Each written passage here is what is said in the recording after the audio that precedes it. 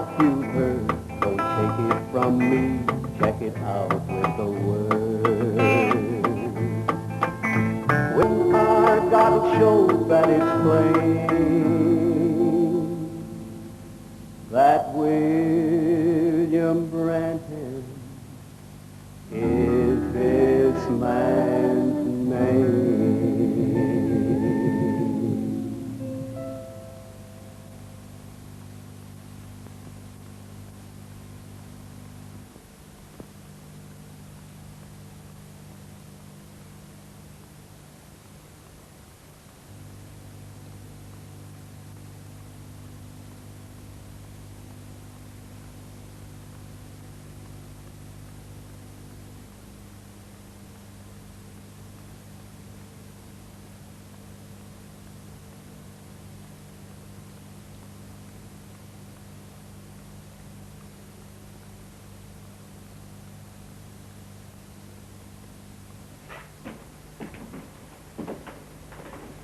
Puis-je vous présenter mon épouse? Chérie, voici les frères Leroy et Paul Cobb de Los Angeles en Californie.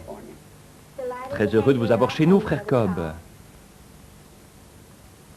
Frère Branham, dans vos 2 grandes campagnes à Los Angeles, au Calvary Temple, nous avons remarqué que le Seigneur Jésus-Christ, au travers de vous, s'est manifesté d'une façon particulière par ses dons merveilleux de discernement des esprits et des pensées du cœur, aussi bien que des maladies, ceci par les signes de guérison et les miracles qui se sont produits. Nous avons trouvé cela merveilleux. Frère Branham, nous aimerions en savoir davantage au sujet de ce ministère unique que Dieu vous a donné. Très bien, frère Cobb. Commençons par le commencement. Je suis né dans l'est du Kentucky, dans une modeste cabane non loin de Burkesville. Mes parents m'ont raconté que le jour de ma naissance, une lumière entra dans la chambre et se tint au-dessus de moi. Ma famille n'était pas croyante, ils ne fréquentaient aucune église. Aussi cet événement les troubla-t-il profondément. Cette lumière m'a accompagné pendant toute ma vie. Dernièrement, des hommes de science ont pris une photo, comme vous pouvez le voir ici. Vous connaissez probablement cette photo. Il est démontré que cette photo est la seule qui ait jamais été prise scientifiquement d'un être surnaturel. Selon mon opinion, il s'agit du même ange de Dieu qui accompagna les enfants d'Israël d'Égypte en Palestine. Vous savez, en tant que théologien, que c'était l'ange de l'Alliance qui n'est autre que notre Seigneur Jésus-Christ. Lorsqu'il était sur la terre, manifesté dans la chair, il ne prétendit pas être une personne importante. Il déclara, « Le Fils ne peut rien faire d'autre que ce que le Père lui montre. » Dans Jean, chapitre 5, peut-être connaissez-vous ce passage de l'Écriture, Jésus passait près de la célèbre piscine de Bethesda. Il y avait là beaucoup d'estropiés, de gens aveugles ou infirmes, attendant que l'eau s'agite. Il est étrange qu'il ne s'occupât que d'un seul, mais remarquez, il savait qui était cette personne. Le Père le lui avait montré. C'est celui-ci qu'il guérit. Peut-être n'était-il pas estropié, il était simplement couché sur un grabat. Mais Jésus le guérit. Plus loin, dans ce chapitre, nous voyons au verset 19 qu'il fut interrogé par les Juifs. Peut-être qu'aujourd'hui encore, on se poserait bien des questions si Dieu passait quelque part au milieu de tous ces gens infirmes, boiteux, aveugles, et ne les guérissait pas tous. Mais je vais citer ses propres paroles. En vérité, je vous le dis, le Fils ne peut rien faire de lui-même. Il ne fait que ce qu'il voit faire au Père. Ainsi donc, selon ses propres paroles, son ministère était basé sur des visions venant de son Père. Il n'est donc pas étonnant que son ministère se poursuive, selon ce qu'il avait promis à ses disciples. Vous ferez aussi les œuvres que je fais, et vous en ferez de plus grandes, car je m'en vais au Père. Il dit, encore un peu de temps, et le monde ne me verra plus, mais vous, vous me verrez. Je serai avec vous, et même en vous, jusqu'à la fin du monde. Jésus-Christ le même hier, aujourd'hui et pour toujours.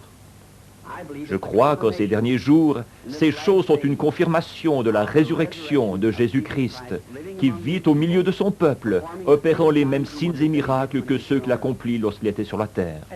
Lorsque j'avais 7 ans, nous partîmes du Kentucky pour l'Indiana, venant habiter tout près de notre maison actuelle. Nous allions chercher l'eau à un puits creusé quelques maisons plus loin pour la transporter ensuite chez nous. Par un bel après-midi de septembre, alors que je revenais du puits avec ma provision d'eau, je passais près d'un beau peuplier planté à mi-chemin entre le puits et notre maison. En passant par là, je remarquai qu'un grand vent soufflait dans l'arbre, ce que nous appelons ici un tourbillon. Dans notre région, à cette époque de l'année, cela n'aurait rien eu d'étonnant, mais ce tourbillon ne s'éloignait pas de l'arbre. Je m'arrêtai pour regarder de plus près, et une voix se mit à me parler, disant « Ne fume et ne bois jamais, ne souille jamais ton corps d'aucune manière, car tu dois accomplir une œuvre quand tu seras plus grand. » À ces paroles, je fus si effrayé que je courus à la maison, expliquant à ma mère qu'un homme m'avait parlé du haut d'un arbre. Me voyant s'exciter, elle me mit au lit. Mais depuis lors, les visions commencèrent. Quand cela vient sur moi, cela produit une vision. Alors je peux dire aux gens ce qui ne va pas, ce qu'ils doivent faire dans leur vie et les péchés qu'ils gardent dans leur vie. À 37 ans, une nuit, au moment où je me relevais après avoir prié dans ma chambre, je remarquai une lumière sur le sol. Regardant autour de moi, je vis qu'elle venait d'en haut. La colonne de feu se tenait là. Elle projetait une lumière sur le sol. J'entendis quelqu'un marcher. Je regardais. Un homme traversa la chambre et vint dans cette lumière. Il avait la taille d'un homme de 90 kilos environ. Ses cheveux noirs tombaient sur ses épaules, son teint était basané, il était nu-pied. Bien sûr, je fus très effrayé. Mais il me dit, ne crains rien. Aussitôt que j'entendis cette voix, je sus que c'était la même voix que celle qui m'avait toujours parlé, mais c'était la première fois que je le voyais sous une forme humaine. Il dit, je suis envoyé de la présence de Dieu pour te dire que tu seras appelé à prier pour les malades. De grands signes et miracles accompagneront ton ministère, et tu prieras aussi pour des rois, des monarques, etc. Je lui dis que j'étais pauvre, que je n'avais aucune instruction et que je ne serais pas capable de faire ce travail. Il dit, de même que Moïse reçut 2 signes pour confirmer son ministère, tu en recevras aussi 2. L'un sera la prière pour les malades et miracles et l'autre de connaître les secrets des cœurs. Je lui dis que j'avais déjà prié à ce sujet, mais que les gens m'avaient dit que ce ministère venait du diable. Il me cita plusieurs passages des Écritures, tels que celui où Philippe invita Nathanaël à venir écouter Jésus. À son arrivée, Jésus lui révéla qu'il se trouvait sous le figuier quand Philippe le rencontra. Il m'en cita d'autres, tels que la femme au puits, comment ses péchés lui furent révélés. Quand Jésus lui dit qu'elle avait eu 5 maris, elle courut à la ville et dit, « Celui-ci est le Christ ». Il cita encore beaucoup d'autres Écritures. Je lui dis alors que j'irais. Il me donna l'assurance qu'il serait toujours avec moi. Comme vous le savez, frère Cobb, et le monde connaît les choses merveilleuses qui se sont produites dans ce ministère. Nous nous demandions si je me rappellerais longtemps de ces visions. Il y a quelque temps, environ 4 ans pour être exact, j'eus la vision d'un petit garçon gisant mort au bord d'une route, ayant été tué par une voiture et qui devait ressusciter. Eh bien, j'ai raconté cela à tout le monde, faisant connaître cette prophétie partout aux États-Unis et au Canada. Des milliers de gens notèrent le fait sur la feuille de garde de leur Bible. Un jour, pendant une tournée dans les pays scandinaves, alors que nous traversions la Finlande, venant de Kuopio, nous vîmes un attroupement au bord de la route. Ils étaient tous penchés sur quelque chose. Nous sortîmes pour voir. C'était bien lui, le petit garçon. Tout correspondait exactement à ce qui m'avait été montré. Je dis à frère Moore, regarde donc la page de garde de ta Bible. C'est cela, dit-il. Je m'agenouillai et demandai au Seigneur Jésus de confirmer sa parole et ce qu'il m'avait montré. Le petit garçon fut rappelé à la vie par notre Seigneur Jésus. Aujourd'hui, il est vivant et en bonne santé. Frère Cobb, ce ne sont là que quelques-unes des choses que notre Seigneur Jésus a accomplies en ces jours dans le ministère qu'il m'a confié. À mon humble avis, c'est pour confirmer sa parole. Tout ce qu'il a dit qui arriverait de nos jours, nous le voyons arriver aujourd'hui. Maintenant, au sujet des tournées en Israël, frère Cobb, je serai très heureux de servir notre Seigneur en Israël. Je crois que mon ministère vers les Juifs sera très efficace, parce que, comme le dit l'Écriture, les Juifs demandent des miracles, les Grecs la sagesse. Nous croyons que beaucoup de Juifs et d'autres là-bas en Terre Sainte reconnaîtront le Seigneur Jésus-Christ comme le Messie quand ils verront un chrétien accomplir les prophéties de Joël dans l'Ancien Testament. Oui, frère Cobb, je suis sûr que vous pensez à la prophétie de Joël dans l'Ancien Testament, Joël 2, 28.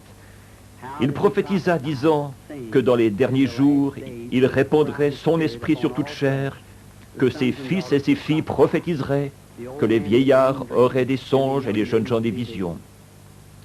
Eh bien, frère Branham, je crois que nous devons vous dire au revoir. Cela a été très édifiant, nous avons eu beaucoup de plaisir, mais nous devons maintenant nous en aller et nous nous verrons bientôt à Chicago, Dieu voulant. Eh bien, chers amis, cela m'a fait également plaisir de vous avoir à la maison ce soir. Nous prierons ensemble pour le succès des réunions de Chicago et j'espère, par la grâce de Dieu, vous voir là-bas dans quelques jours.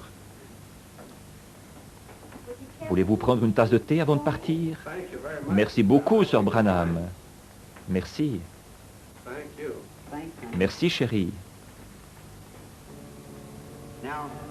À vous tous qui croyez, je dirai ceci, l'ange du Seigneur qui m'a été envoyé afin de vous aider à croire en Jésus-Christ n'est pas éloigné plus de 60 cm de l'endroit où je me trouve en ce moment. Si vous croyez que je suis son serviteur, vous accepterez ma parole. Je ne peux pas vous y forcer. Mais il est ici maintenant, sur l'estrade. Que le Seigneur vous bénisse pendant que je parle à cette femme. Priez tous, ces gens sont malades. Cette dame dit qu'elle ne me connaît pas du tout. De ma vie, je ne l'ai jamais vue. Je n'ai aucun moyen de savoir qui elle est. Or, je ne peux ni la guérir, ni la sauver, et vous le savez tous. Mais Jésus-Christ a déjà accompli tout cela lorsqu'il mourut au calvaire. Et il a envoyé les dons à son Église. Est-ce vrai? Alors dites Amen. Et pourquoi tous ces dons? Pour édifier l'Église. N'est-ce pas vrai? En d'autres termes, si des incrédules entrent, ils diront vraiment, la Bible dit, si tous parlent en langue et que des incrédules entrent, ne diront-ils pas que vous êtes fous? Mais si l'un prophétise et révèle les secrets des cœurs, ne tomberont-ils pas sur leur face disant, vraiment Dieu est au milieu de vous? Est-ce vrai? C'est vrai. Bien. Alors croyez maintenant de tout votre cœur que Jésus-Christ, le Fils de Dieu, est ici pour accomplir tout ce qu'il a promis. Madame, je voudrais simplement vous parler. Je fais cela afin de contacter votre esprit. Croirez-vous de tout votre cœur? Alors, si Dieu me révèle ce qui ne va pas en vous, l'accepterez-vous comme celui qui guérit? Vous le feriez. Nous ne nous connaissons pas, n'est-ce pas? Nous ne nous sommes jamais rencontrés nulle part. Mais Dieu sait ce qui ne va pas en vous, n'est-ce pas?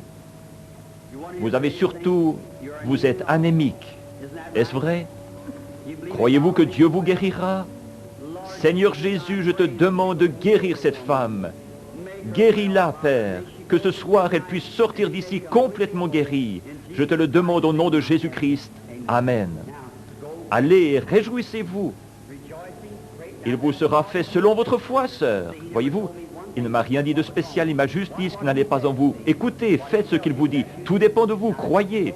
Vous avez dit que vous l'acceptiez. Maintenant, il vous a pris au mot. Lui aussi, prenez-le au mot. Témoignez-en, vous serez guéris. Amen. Disons tous, grâce soit rendue à Dieu. Amen. Je crois que Dieu vous bénit tous de manière que vous ne puissiez plus être incrédules. Vous commettriez un péché si vous ne croyez toujours pas. Après que Dieu ait envoyé son Fils et accompli ses promesses, après avoir montré tous ses signes, envoyé sa parole, ses prédicateurs, ses dons, si vous ne croyez pas après tout cela, il ne vous reste plus que la condamnation finale. N'est-il pas vrai? Mais le seul but de ceci c'est de glorifier Dieu et de révéler Jésus-Christ. Lorsqu'il était sur cette terre, il fit ces mêmes choses. Que tous les lecteurs de la Bible qui croient cela disent Amen. Il dit, je m'en vais et je reviendrai. Encore un peu de temps et le monde des incrédules ne me verra plus. Mais vous, vous me verrez. Qui donc les croyants? Car je serai avec vous et même en vous jusqu'à la fin du monde. Est-ce vrai? Ainsi, c'est un péché de ne pas croire. Désormais, ne pêche plus ou ne sois plus incrédule, de peur qu'il ne t'arrive quelque chose de pire, dit Jésus. Est-ce vrai? Alors nous devons croire. Il faut croire ou périr. Si j'étais Dieu, le cas de ceux qui ne croiraient pas à ma parole serait vite réglé. Les gens ne veulent pas croire en la parole, alors que de nombreux signes et miracles se répètent dans l'Église, comme Jésus l'a promis. Et je crois sincèrement qu'il est en train d'en finir maintenant avec les nations et qu'il va bientôt retourner vers les Juifs. Alors les nations seront laissées dans leurs dogmes et tout le reste, leur credo, leur dénomination froide et formaliste. Et l'Église sera enlevée et ensuite l'Évangile sera prêché aux Juifs. Amen. Amen veut dire ainsi soit-il. Bien. Sœur, excusez-moi. Je fais cela afin de reposer mon esprit. Nous sommes étrangers l'un à l'autre. Je ne vous connais pas. Vous venez de loin. Vous venez d'une autre ville. Vous avez beaucoup de soucis. Vous avez premièrement le cœur malade, est-ce vrai? Il y a beaucoup de ténèbres autour de vous. Je distingue une ombre qui vous suit comme cela. Oh, c'est un mensonge. Quelqu'un vous a calomnié. C'est un homme qui professe la guérison divine. Il vous a traité de sorcière, est-ce vrai? Il y a eu tout un remue-ménage dans votre église à cause de cela. Votre pasteur est malade maintenant. Il y a la polio, est-ce vrai? Sœur, ne vous occupez pas de ce que ces